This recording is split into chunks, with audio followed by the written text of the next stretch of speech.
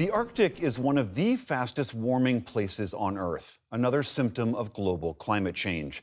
Since the 1980s, temperatures there have risen at nearly triple the global rate.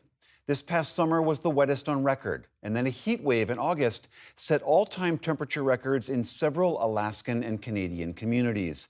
As digital producer Casey Kuhn explains, this warming is falling most severely on those who call the Arctic home. This summer in the Arctic was the wettest on record and the second warmest in more than a century.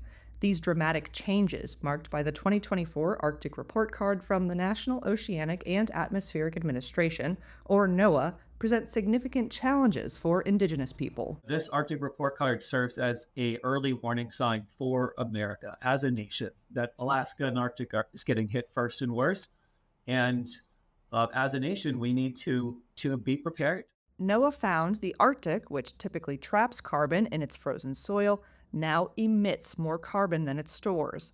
That's due to increased wildfires and melting permafrost, which both release climate warming carbon dioxide and methane into the atmosphere. That shift, scientists say, will make climate change worse. For Native Alaskans, a changing climate means a changing way of life, says Jackie Catalania Schaefer, Director of Climate Initiatives at the Alaska Native Tribal Health Consortium, or ANTHC. We have communities that rely on subsistence foods, which is foods that come from nature. That economy is not equated into dollars, but if it goes away, it's a huge part of how people survive in the Arctic. We have communities and smaller communities that rely up to 80% on those food resources. And they're organic, natural food resources, which are being impacted by climate change. The NOAA report also found that Arctic ice in the sea continues to shrink after being on the decline for decades. September's sea ice level was the sixth lowest on record. On land, migratory caribou herds have declined by more than 60% in the last few decades.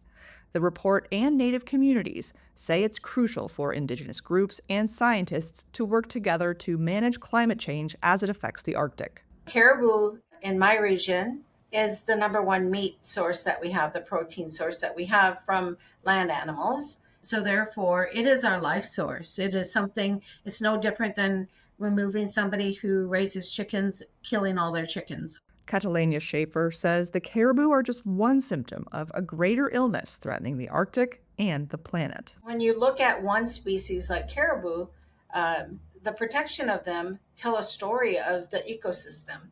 And because they're reliant on the lichen, which has a definite connection to that underlying permafrost, which is the cooling system for the entire planet, when you look at the planetary system as a whole, it's telling a story that is a ripple effect to something else. Max Neal is manager for ANTHC's Center for Environmentally Threatened Communities.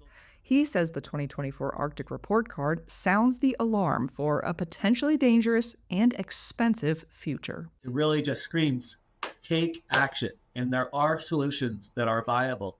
ANTHC says federal funding for places facing melting permafrost and improved government disaster coordination are some of the measures that could help Native communities adapt to the changing Arctic landscape.